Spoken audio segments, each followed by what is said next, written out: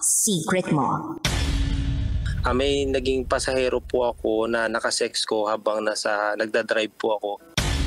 Hinawakan niya po yung batuta ko. Sino po bang lalaki ang tatanggi? Sinabi niya sa akin, unlucky daw po kasi tutuusin po. Pinalagyan ko po ng bulitas. Ganitong oras, madaling araw, nagkikita po kami. Doon po kami sa labas ng bahay po nila at doon po namin ginagawa kasi ang sabi po niya mas maganda daw po at mas masikip dito sa loob ng sasakyan.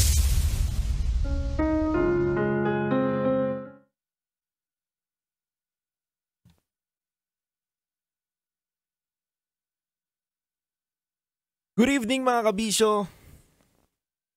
Sa oras natin ngayon na 8:57 PM sa buong kapuluan, kasama nyo na naman po ang titindig sa mga pinaglalaban ninyo, DJ Titangelo.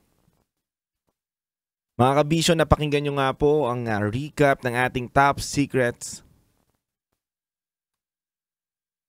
At kahit ako mga kabisyo kagabi ay hindi ako makapaniwala sa mga napakinggan ko. Na totoo pala ang mga napapanood natin sa movie mga kabisyo. Yung tipong sasakay sa'yo at pasahero mo at biglang yayayain ka. Tindi ni Boss mga kabisyo. Pero yun nga mga kabisyo, ang ating caller kagabi ay may naka-something sa kanyang sasakyan.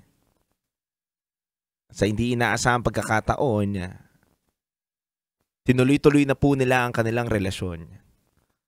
Ngunit, ang nakakalungkot lang dun mga kabisyo, ito pong driver na nagbahagi ng top secret sa atin ay may asawa din po mga kabisyo. At natapos po ang usapan namin mga kabisyo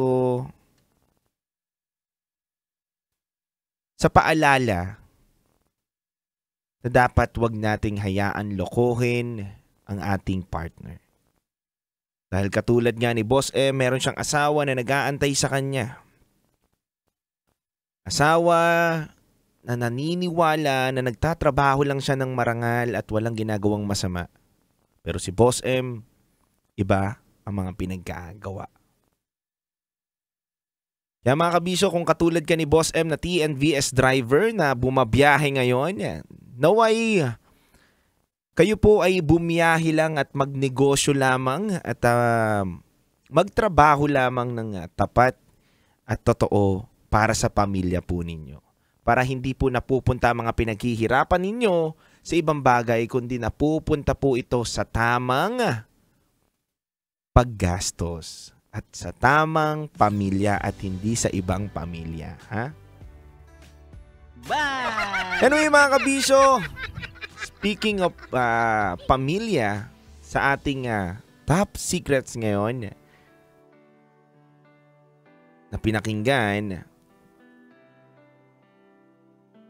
kadugtong din ng kwento ng ating Basa Princess ngayon na si DJ Rocky.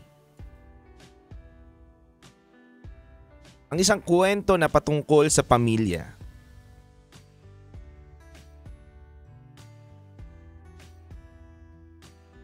Na sinasabi dito sa secret file letter mga kabisyo, huwag daw akong iiyak sa libing niya.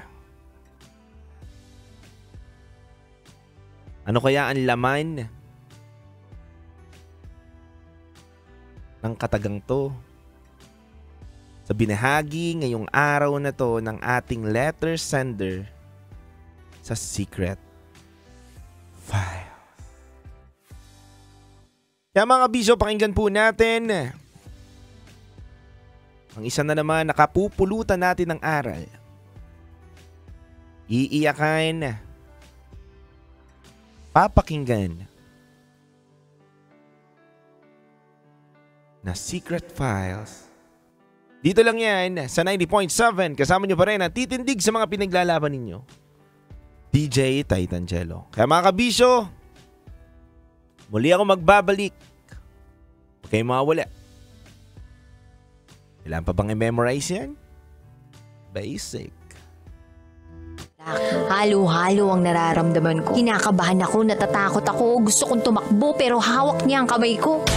Iba't ibang babae, iba't ibang conversations. Rocky's Secret Files. Your story they never knew existed. Tinuruan niya ako kung paano maging isang mahusay na kabit.